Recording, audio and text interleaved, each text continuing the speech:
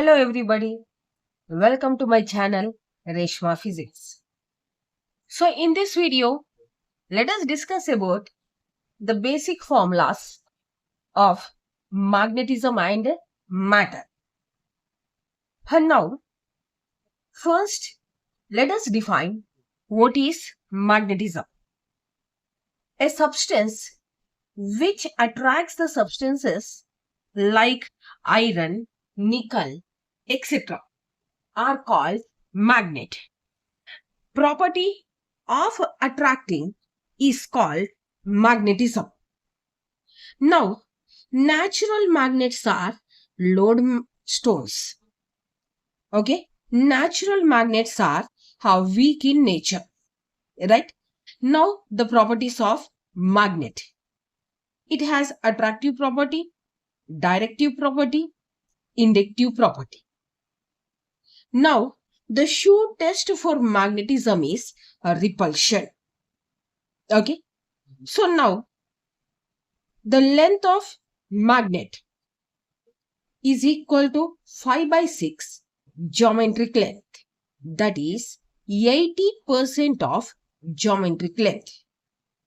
Now, I drawed a bar magnet with north and south poles. Now, these dotted lines are joining north and south. So, the line which is joining north and south poles, how we call it as magnetic axis, or the line passing through the north and south poles, we call it as magnetic axis. Now next, a line perpendicular to the magnetic axis passing from the center of this magnet, we call it as equatorial line. Now next, pole strength. So pole strength, the pole strength, it is a scalar quantity. Pole strength we define as the strength of the poles through which they attract or repel another poles. Now pole strength units are ampere meter. Now next, it is independent of shape of magnet. And next, when bar magnet of a pole strength M is cut into two pieces, then along axis the pole strength will be M by 2. And if it is perpendicular, if we cut the bar magnet perpendicular to the length of the magnet, then pole strength will not change. It remains same. Now next, pole strength depends on nature of material, area of cross section, state of magnetization. Now next, a resultant magnetism. Now here, the resultant magnetism, when the magnetization is taking opposite to the applied field, or in such a way, or in such a way, or in such a way, closed loops, we call this as closed loops, then the resultant magnetism will be equal to 0. Now if all the domains of magnetic substance are directed along the direction of magnetic field applied, then we will have resultant magnetism, right? Now next, magnetic moment. The magnetic moment is denoted by capital M, and it is product of the length and pole strength. Here the length of magnet is 2L and pole strength is M. So now if this is the magnet, the bar magnet, from center to south pole L, center to north pole L, so the total length will be 2L. So 2L into M. Now next, units ampere meter square. Okay. Now next, when bar magnet is cut into equal parts, so in such a way parallel to the magnetic axis, then pole strength is written as N equal parts, no, M by N. Now, and the magnetic moment becomes capital M by N. Now next, if this bar magnet is cut into n equal parts in such a way perpendicular to the axis, then pole strength remains the same, m, and length of each piece becomes 2L dash equal to 2L by n, and magnetic moment of each piece will be equal to m dash equal to capital M by n. Okay. Now next,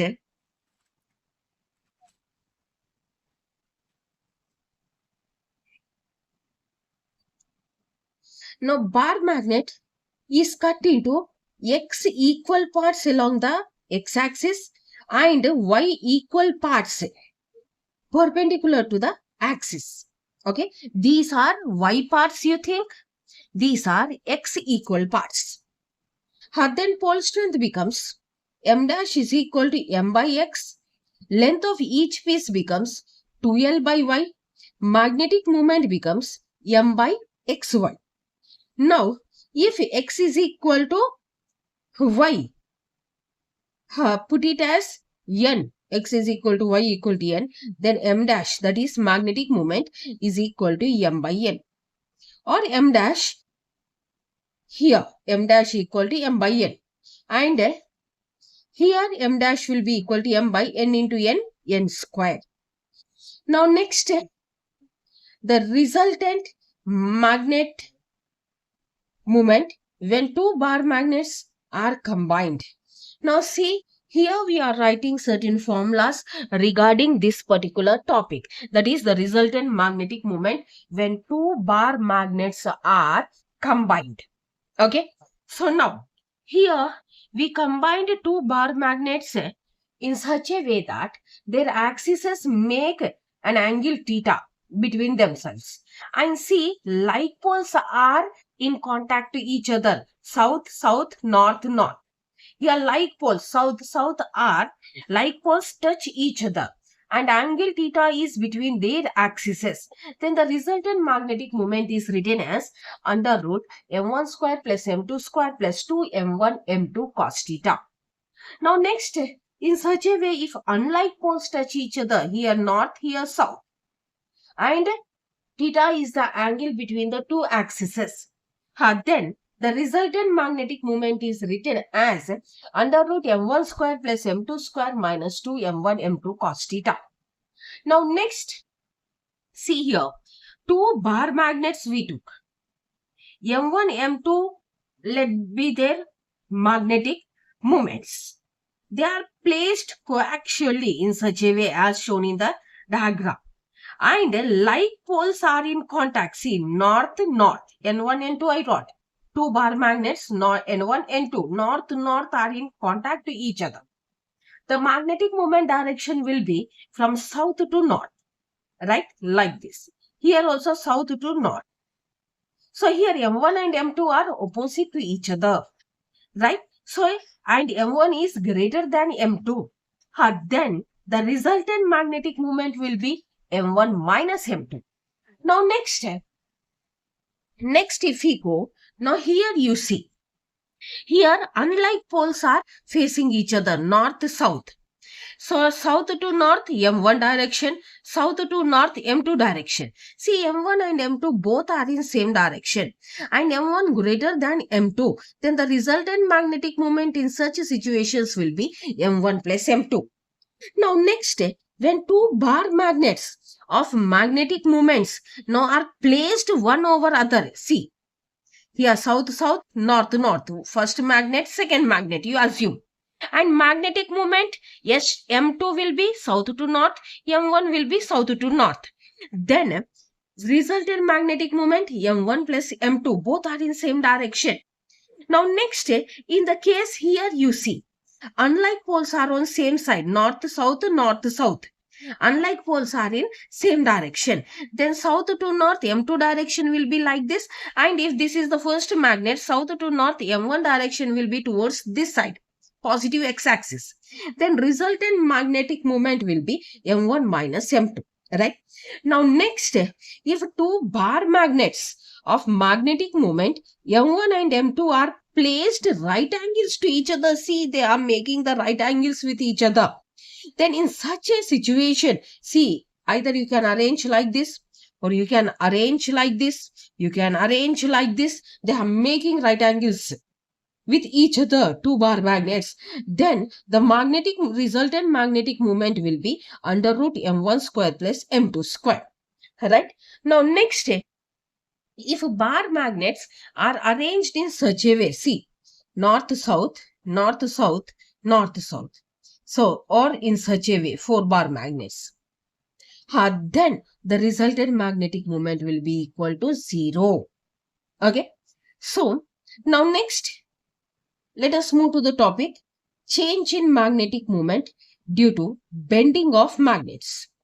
If thin bar magnet is bent into arc of circle, subtaining an angle theta at the center of circle. So, if thin bar magnet, it is bent into the arc of circle, subtaining an angle theta, subtaining an angle theta. Now, this is arc. Subtaining an angle theta at the center of circle, then the magnetic moment is written as 2m sine theta by 2 by theta. 2m sine theta by 2 by theta. Now next, a thin magnetic needle of magnetic moment m is bent at the middle. It is bent at the middle. Then two parts are perpendicular. Like this. Two parts are perpendicular. Then the magnetic moment will be m by root. Okay. Now next, long thin magnet of magnetic moment m is bent into semicircle. Then 2 magnetic moment 2m by pi. If it is bent as semicircle. Okay. Like semicircle. Okay. Then the magnetic moment 2m by pi. If it is bent as quadrant of circle, then magnetic moment 2 root 2 by pi into m. Now, if it is bent in like this U shape, m dash equal to m by 3. Now, next, the thin magnet of length 2L and magnetic moment L is bent at its midpoint such that two equal parts make an angle theta with each other. Then effective length becomes 2L sin theta by 2. Magnetic moment becomes m sin theta by 2. If theta equal to 60, substitute 60 by 2, 30, sin 30, 1 by 2, 2 strikes off. So, answer will be L, or you write 2L by 2. Magnetic moment, same 60 you substitute, you will get m by 2. Now, next, if angle is 90, sin 90 by 2, 45, sin 45, 1 by root 2. So, effective length 2L by root 2, magnetic moment m by root 2. If theta is 120, 120 divided by 2, 60, sin 60 root 3 by 2. 2L root 3 by 2 will be the effective length and m root 3 by 2 will be the magnetic moment. Now next, Coulomb's inverse square law. It says that a force of attraction or repulsion between the two magnetic poles E of pole strength m1 and m2 separated by distance d, then it is written as mu by 4 pi m1 m2 by d square. The product of pole strength divided by the square of distance between them. And mu is the absolute permeability of the medium, right, between the plates. Now next, in vacuum, it is written as mu naught by 4 pi m1 m2 by d square. Mu naught value 4 pi into 10 to the power of minus 7 Henry per meter or Weber per ampere meter or Newton per ampere square. Now mu equal to mu naught mu r, where mu r we call it as relative permeability. Okay, where mu r is written as the permeability in the medium to permeability in the vacuum. So mu equal to mu r into mu r. Now next, the magnetic flux. The number of magnetic lines of induction passing normal to the cross-section area. Now you assume this as the magnetic field lines. If you assume a area perpendicular to these field lines, then the number of lines passing through this particular cross section, we call it as magnetic flux lines. And magnetic flux is defined as the component of magnetic field into area of cross section. So it is written as d pi equal to b dot a for small area, and if you want the magnetic flux completely, then integrate it b dot a. So units are Weber in SI system. In CTS system, we take as Gauss. Now next, so totally magnetic flux is magnetic field component into area of cross section. Next, flux density or magnetic induction. So magnetic induction is defined as the magnetic flux divided by area of cross section, that is pi by a. If r is the radius of the sphere, m is the pole strength, then it is written as pi value becomes mu naught into m by a, where area we substituted as 4 pi r square.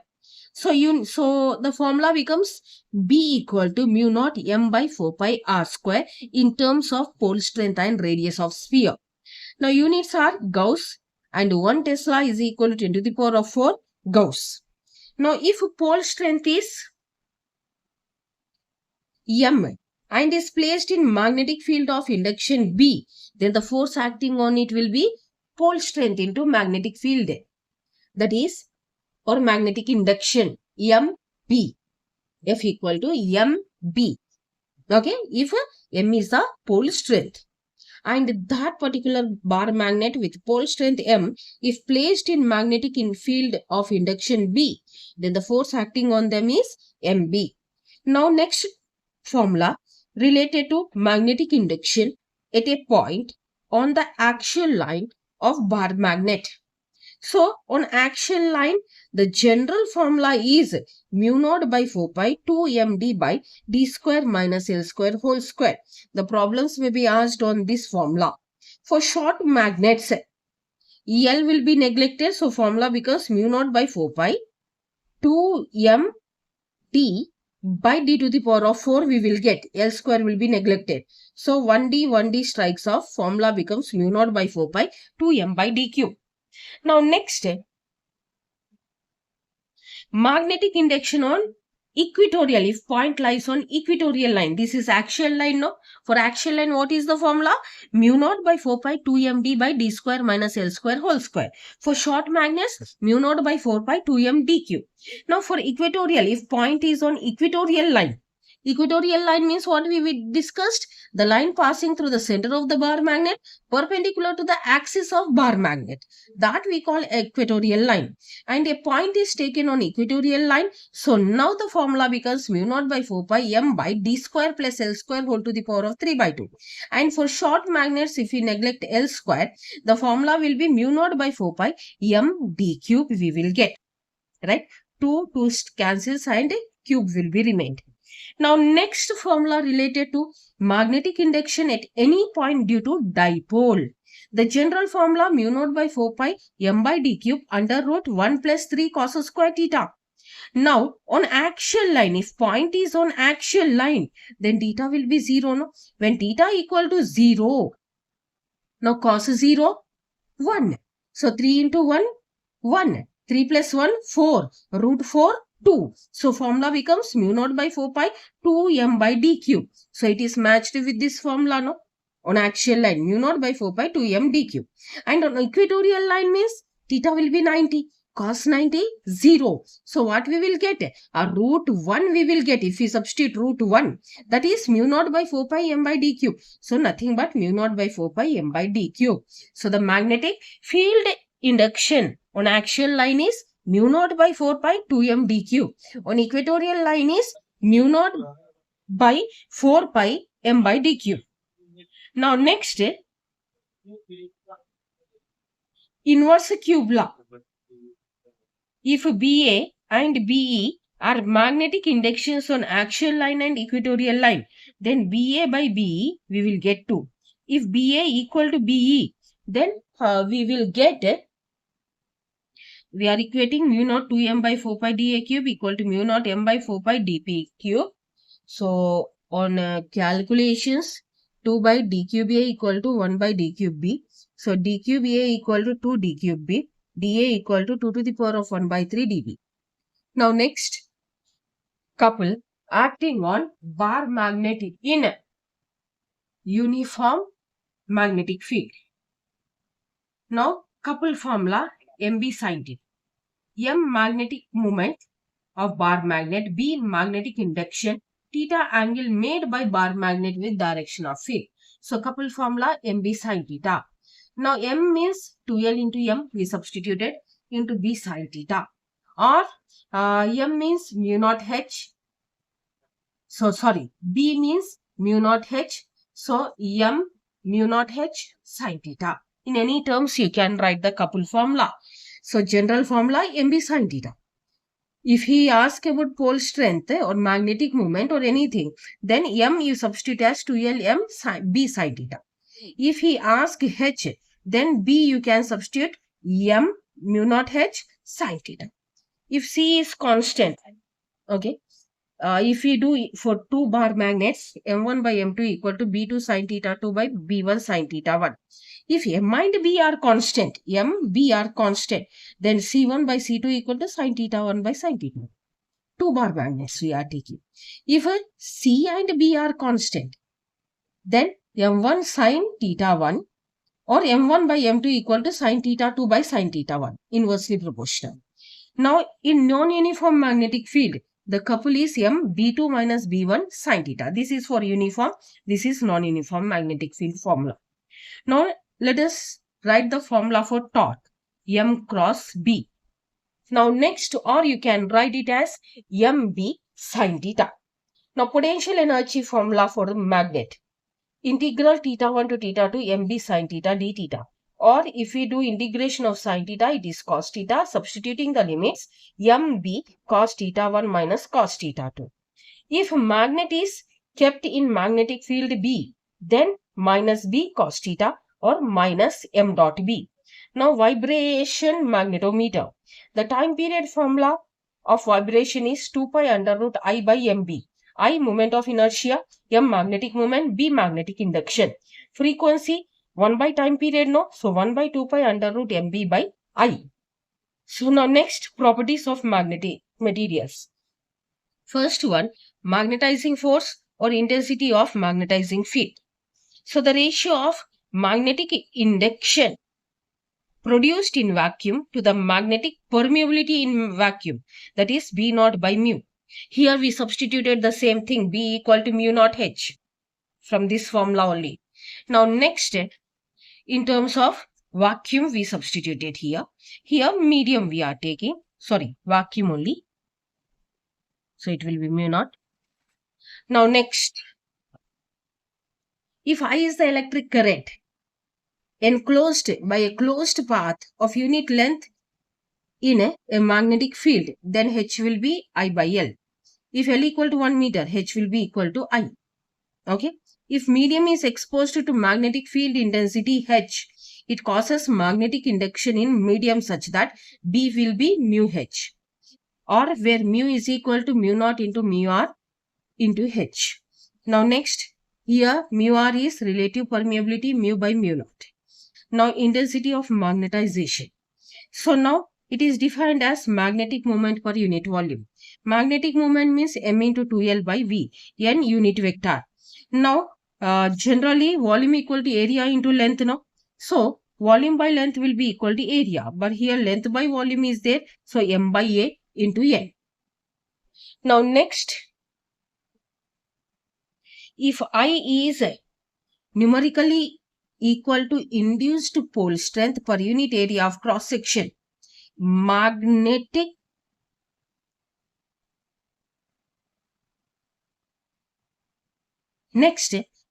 susceptibility. Ratio of intensity of magnetization to applied field magnetic intensity, or intensity of magnetization to intensity of applied external magnetic field. For diamagnetic materials, it is low and negative. For paramagnetic, it is low and positive. For ferromagnetics, it is high and positive. Now, absolute magnetic permeability, defined as magnetic induction to magnetizing field Okay, B by H or B equal to mu into H. For diamagnetic material, it is low. For paramagnetic, low. For ferromagnetic, it is high. Now, next, relative permeability. I said no many. Now, we discussed no the ratio of permeability in medium to permeability in vacuum. So, mu will be mu r into mu naught. For diamagnetic, it is less than 1. For paramagnetic, greater than 1. For ferromagnetic, far greater than 1. Now, next relation between mu and psi is mu naught 1 plus psi. Okay, mu naught 1 plus psi. Here, formula, the magnetizing field inside the bar magnet or inside the magnetic material is written as B naught plus Vi, where B naught is resultant magnetic field induction formula mu naught H, where Bi is induced field mu naught I. So we substituted mu naught H plus I. H I took common 1 plus I by H. H I sent to this side, B by H equal to mu naught 1 plus I by H. B by H is mu, I by H is psi, susceptibility. So formula becomes mu equal to mu naught 1 plus psi. Now next, retentivity. Capacity of material to retain the magnetism after removal of magnetic field. Coercivity. Capacity of the material to retain the magnetism in spite of any of demagnetizing process, during demagnetizing process. Now next, let us see, soft irons are used to make electromagnets and steel is used to make permanent magnets. Coercivity value for soft iron less, retentivity more, susceptibility more, permeability more, hysteresis losses less. For steel, coercivity will be more, retentivity will be less, susceptibility will be less, next permeability will be less, hysteresis loss will be more. So now last, Gauss law for magnetism, integral B dot ds is equal to 0. Okay, magnetic flux linked with any closed surface in magnetic field is 0. So these are all about the formulas of magnetism and matter. So if you like my video, share it, subscribe it. Thank you for watching. Yours, Reshma Physics.